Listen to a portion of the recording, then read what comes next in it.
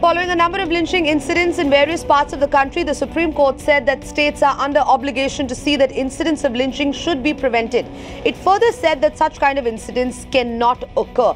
Now remember, this is after several lynching incidents have come to the fore all across the nation over fake news that is in fact being circulated. The Apex Court now putting onus on the states to ensure that law and order is in fact maintained. The Supreme Court adding that nobody can take law into their hands. The Supreme Court making these observations, remember, as lynching incidents have in fact been on the rise. There have been several cases of mob violence, be it from Tripura, be it from Assam, be it from Maharashtra, be it from Gujarat. The Supreme Court now clearly putting wrapping the states for this and putting the onus, saying that such incidents cannot occur.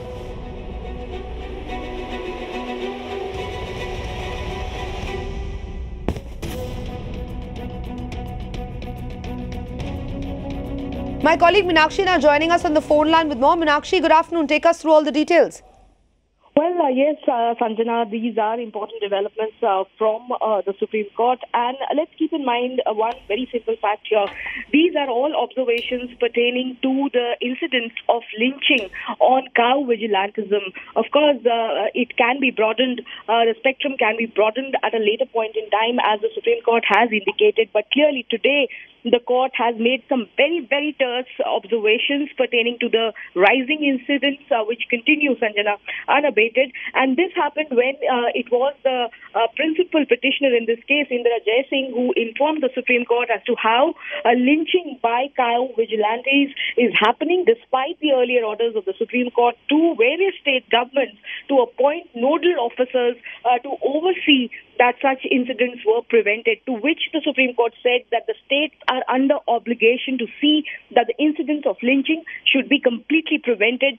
Such kind of incidents can't occur. And I am quoting the oral observation of the top court. The Supreme Court reiterated that it's not saying that it should not occur, but it can't occur.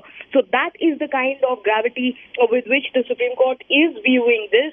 It has, in its observations, issued a terse warning to various state governments on the rising or the mounting instances of cow vigilantism, which we are seeing on the rise, Sanjana.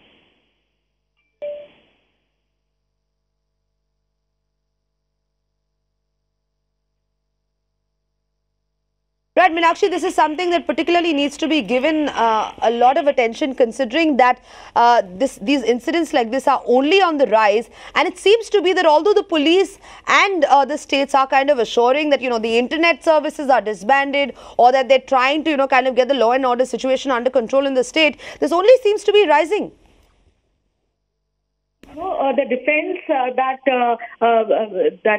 the law enforcement agencies bring into subsequent to the incidents that have happened is something which is really not sinking in well with the Supreme Court, because the job of any law enforcement agency, including any state administration, is to ensure that these instances are prevented forthwith at the outset. So clearly that is a non-compliance of the Supreme Court's earlier directions. This was a broad overview, or rather a review of the cases that the Supreme Court was taking stock of.